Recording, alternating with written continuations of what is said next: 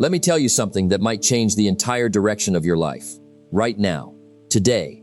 Not tomorrow, not next Monday, not when things get better. Today. Most people are living in chaos. They wake up in the morning and they are already behind. Their desk is a disaster. Their mind is scattered. Their plans are nowhere to be found. Their goals, they don't even have goals. They have wishes. They have daydreams. They have conversations with themselves at 2 in the morning about what they could have been, what they should have been, what they were going to be.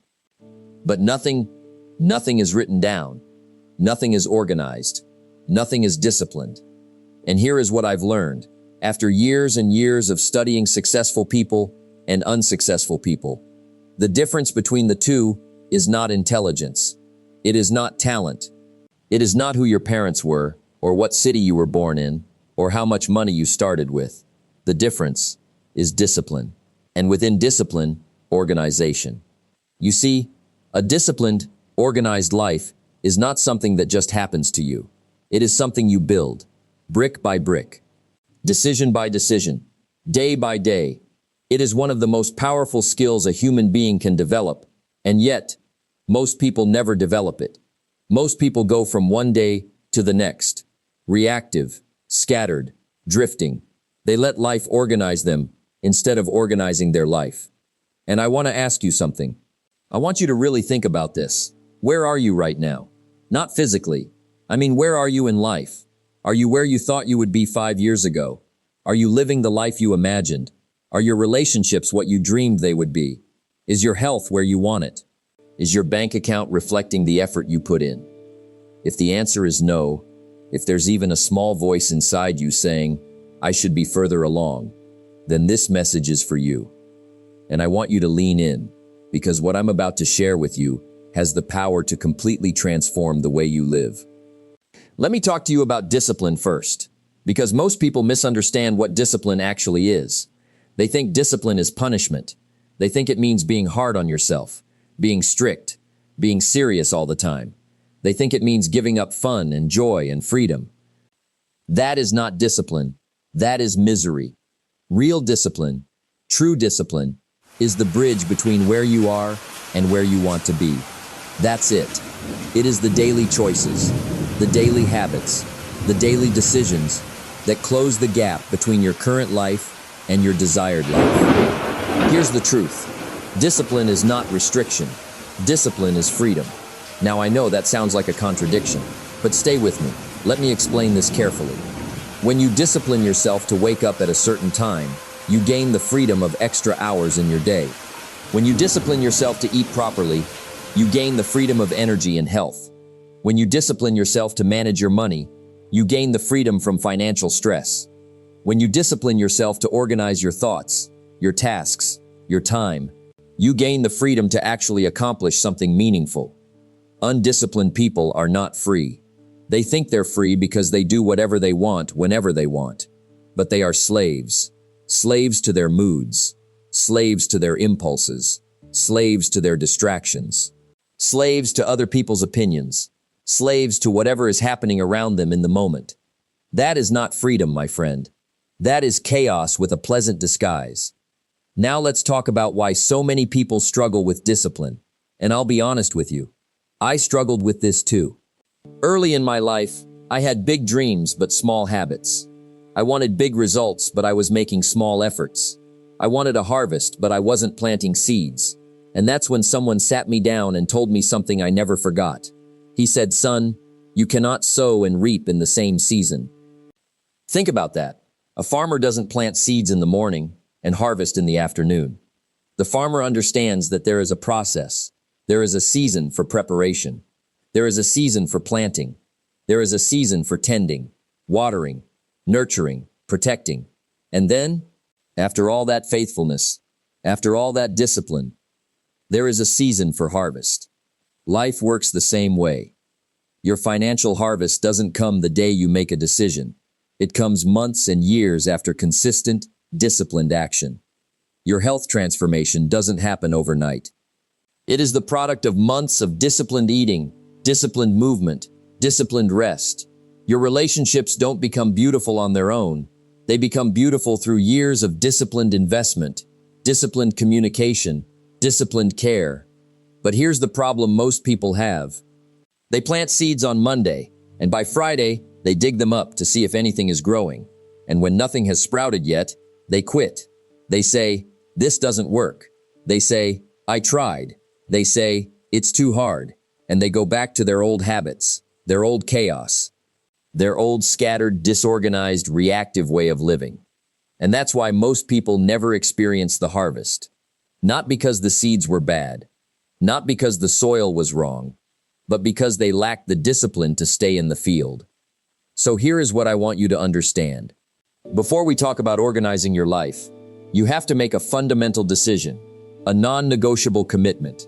And that commitment is this: I will choose long-term design over short-term desire. Say that again to yourself. Long-term design over short-term desire. When your desire is to sleep in and your discipline says get up, you choose discipline. When your desire is to spend money on something unnecessary and your plan says save, you choose the plan. When your desire is to skip the work today because you don't feel like it and your discipline says show up anyway, you show up. This is the foundation. This is where it all begins. Not with a planner or a productivity app or a morning routine. It begins with a decision, a real, deep, genuine decision that you are going to take control of your life, that you are done drifting, that you are done being reactive, that starting today, you are going to be intentional. Now let's talk about how to actually organize your life, because this is where it gets practical. This is where we move from philosophy into application. And I love this part, because this is where transformation actually happens. Not in the feeling inspired, but in the doing something about it. The first thing I want to talk about is organizing your mind. Because before you can organize your schedule, before you can organize your goals, before you can organize your finances, or your home, or your relationships, you have to organize what's happening in your head. Most people have a mind that looks like an unsorted junk drawer. Everything is in there. Old ideas, new worries, half-finished plans, fears from 10 years ago, dreams from last summer, things they meant to do, things they wish they hadn't done. It's all jumbled together, and every morning they open that drawer and they just stand there, overwhelmed, not knowing where to start. Here is what I recommend, and this is simple, but simple doesn't mean easy. Get a journal, a notebook, something you can write in every single day. And every morning, before the world gets loud, before the phone starts buzzing, before the demands of the day start pulling at you, sit down and write.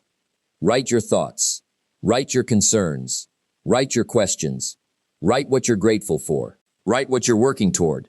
Write what scared you yesterday and what you're going to do about it today.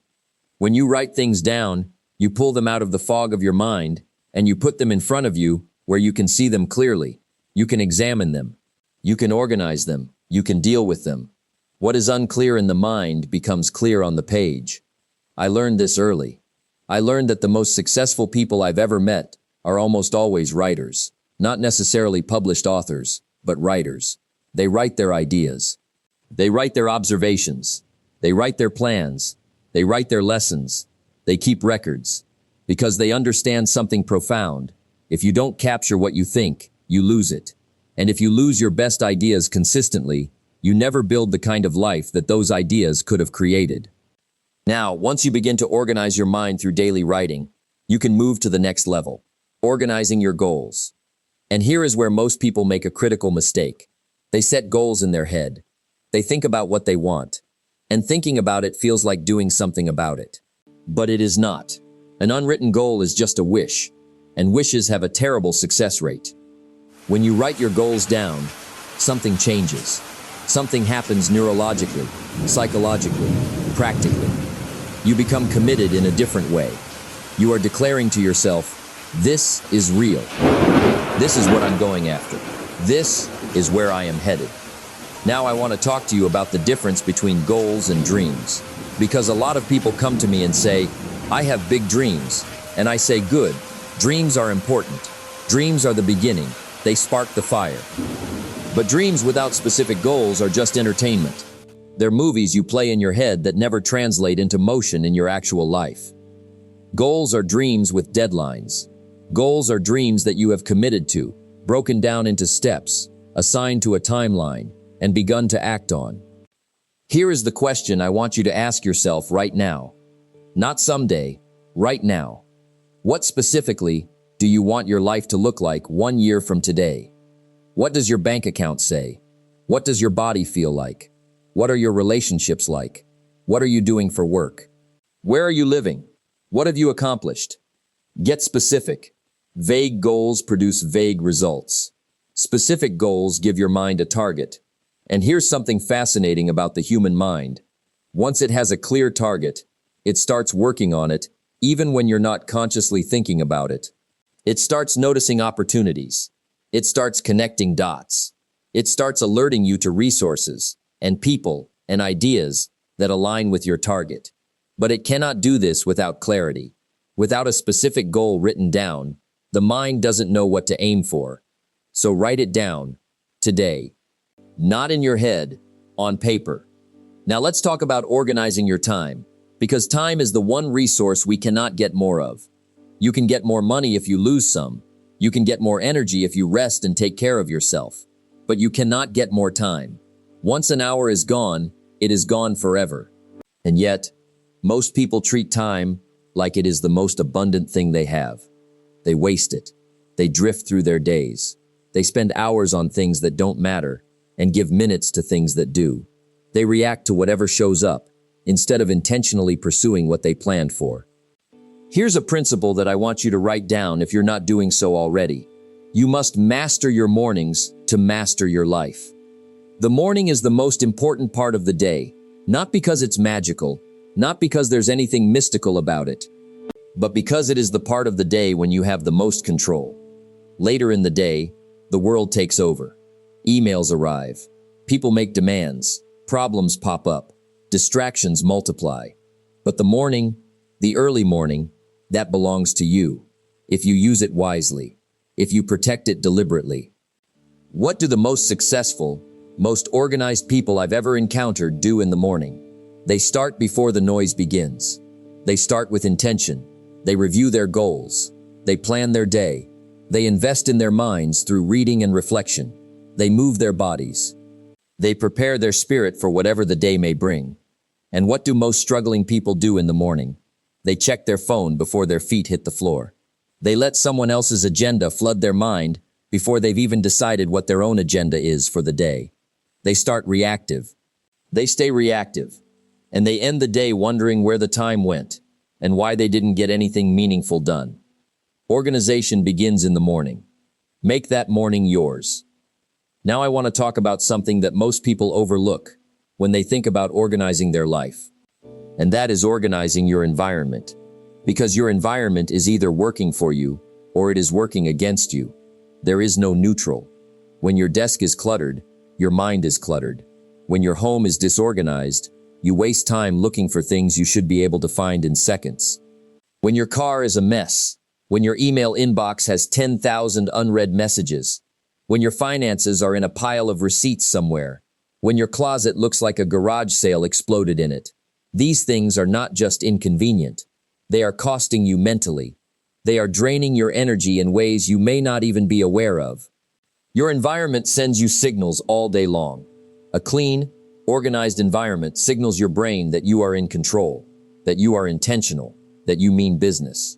A chaotic, disorganized environment signals your brain that things are out of control, that you are overwhelmed, that there's too much to handle. And here's the remarkable thing. When you change your environment, you change your psychology. Start where you are. If your desk is a disaster, clean it today, not someday, today. If your closet is chaos, organize it this weekend. One thing at a time, one space at a time. But begin. Because every space you organize, every area of your life you bring order to, is building momentum. And momentum is one of the most powerful forces available to a human being. Let me talk to you now about one of the most important disciplines in organizing your life. And that is the discipline of review. Most people are so busy doing that they never stop to evaluate what they're doing. They're running full speed without ever checking whether they're running in the right direction. Every week, you need to review your progress. What did you plan to do? What did you actually do? Where did you fall short and why? Where did you exceed your expectations and why? What do you need to adjust? What's working that you should keep doing? What's not working that you need to stop? This weekly review is not optional if you are serious about organizing your life. It is the mechanism that keeps you on track. It is how you course correct before small errors become large ones. It is how you stay honest with yourself about your own performance. And here's the thing about honesty. You cannot organize a life that you're lying to yourself about. If you tell yourself you're working hard when you're not, you'll never improve. If you tell yourself you're managing your money well when the numbers say otherwise, you'll never get ahead. If you tell yourself your relationships are fine when they're actually falling apart, you'll never fix them. Be ruthlessly honest with yourself in your weekly review, not to punish yourself, not to feel guilty, but to see clearly, because you can only fix what you can see. Now let me tell you something about discipline that I've observed over many, many years. Discipline in one area of your life begins to spill over into other areas. This is one of the most remarkable and encouraging truths I've ever encountered. When you discipline yourself to exercise, you start to discipline yourself in your eating. When you discipline yourself in your finances, you start to discipline yourself in your time. When you discipline yourself in your reading, you start to discipline yourself in your thinking. Discipline is contagious. It spreads. It multiplies. It builds on itself. And the reverse is also true. Lack of discipline in one area tends to contaminate other areas. When you're undisciplined in your sleep, you become undisciplined in your eating. When you're undisciplined in your time, you become undisciplined in your relationships. When you're undisciplined in your finances, you become undisciplined in your planning. So here's the strategy. Don't try to change everything at once. Pick one area, just one, and discipline yourself in that one area with everything you have. Build that discipline until it becomes a habit, until it becomes a part of who you are, and then watch it begin to spread. Watch the discipline you built in one corner of your life begin to influence every other corner. I want to talk to you about the enemies of discipline and organization. Because if you don't know what you're fighting against, you can't win the battle. The first enemy is procrastination. And procrastination is more dangerous than most people realize. Because it doesn't announce itself. It doesn't say, I'm here to ruin your life. It says, you can do it later. It says, tomorrow is better. It says, wait until you feel ready. And you keep listening to it. And the days become weeks. The weeks become months. The months become years. And you look back and realize that the life you were going to organize, you never organized it. Because you kept choosing later over now. The cure for procrastination is immediate action. Not perfect action, not fully thought out action, immediate action. Do something, do anything, start, because starting creates momentum, and momentum is the enemy of procrastination. The second enemy is distraction, and we live in the most distracted era in human history. The devices in our pockets are engineered by some of the most brilliant minds alive, specifically to capture and hold your attention. Every notification, every scroll, every alert is designed to pull you away from your intentions and into someone else's agenda. An organized life requires protected time. Time when the phone is off or in another room. Time when the notifications are silenced. Time when you are fully present with what you are working on, what you are planning, what you are building. Guard that time like it's the most valuable thing you own, because it is. The third enemy is the opinions of other people. When you begin to discipline yourself and organize your life, not everyone around you will cheer you on. Some people will be uncomfortable with your change. Some will mock it. Some will say you're being too serious, too rigid, too ambitious. And if you are not careful, their words can pull you back. Their doubts can become your doubts. Here's what I've learned. You cannot let other people's limitations define the ceiling of your possibilities. The people who are not disciplined will often resent your discipline. The people who are not organized will often laugh at your organization. And that laughter, that skepticism, that's actually a sign that you're on the right track. Protect your commitments. Protect your goals. Protect your new habits from the people who don't understand them or who are threatened by them. You don't have to argue with anyone. You don't have to defend your choices. Just keep going. Let the results speak when the time comes. And the time will come. Now let me bring this home with something I feel deeply, something I want to leave you with, that I believe has the power to change the way you see every single day of your life. Every day is a choice. Every single day. You can choose to drift, or you can choose to direct. You can choose chaos, or you can choose order. You can choose reaction, or you can choose intention. You can choose the comfortable habit, or you can choose the growth habit. You can choose to spend, or you can choose to invest. You can choose distraction, or you can choose focus. And these choices compound. The choices you make today are shaping who you are becoming. Not just what you're doing, who you are becoming. Because here is the great truth about discipline and organization. They are not just strategies, they are character builders. Every time you keep a commitment to yourself, you are building integrity. Every time you follow through on a plan, you are building confidence. Every time you choose the disciplined action over the easy escape, you are building strength. The kind of strength that no external force can take from you. You see, the goal of organizing your life is not to become some perfectly efficient robot who never has fun. The goal is to create a life that has room in it for everything you love, for the people who matter to you, for the experiences that inspire you, for the work that fulfills you, for the rest that restores you. A disorganized life has no room. It is too full of urgency and crisis and scrambling and catch-up. An organized life creates space. It creates breathing room. It creates the kind of margin where joy can actually live. I want you to have that life. I genuinely do. Not because I know you personally, but because I know what's possible for a human being who decides to truly take control. I've seen it happen too many times to doubt it. The person who was broke and became financially free. The person who was chaotic and became calm and intentional. The person who was drifting and found direction. The person who was scattered and built something remarkable. Every single one of those transformations began with a decision, with a commitment, with the first step toward discipline and organization. Your first step is today, not when life calms down. Life will not calm down. Not when you have more time. You will not have more time. Not when you feel ready. You will never feel fully ready. The time is now. The opportunity is this moment. Decide today what kind of life you want. Write it down. Make a plan. Protect your mornings. Organize your environment. Review your progress weekly. Build your discipline one choice at a time. Guard your time and your goals and your commitments from everything and everyone that would pull you away from them. And when it gets hard, because it will get hard, remember this. The pain of discipline is temporary. The pain of regret is permanent. Every morning you wake up and choose discipline, you are choosing the life you want over the life that just happened to you.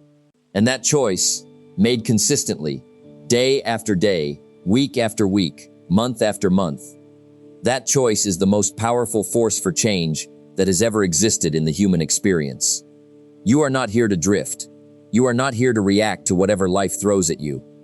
You are here to build something meaningful, something intentional, something that when you look back on it, fills you with not regret, but with pride, with satisfaction, with the deep, quiet knowledge that you did not waste the days you were given. Organize your life. Discipline yourself, not for anyone else, not to prove something to the world, but because you deserve the life that discipline and organization make possible. That life is waiting for you. Start building it today.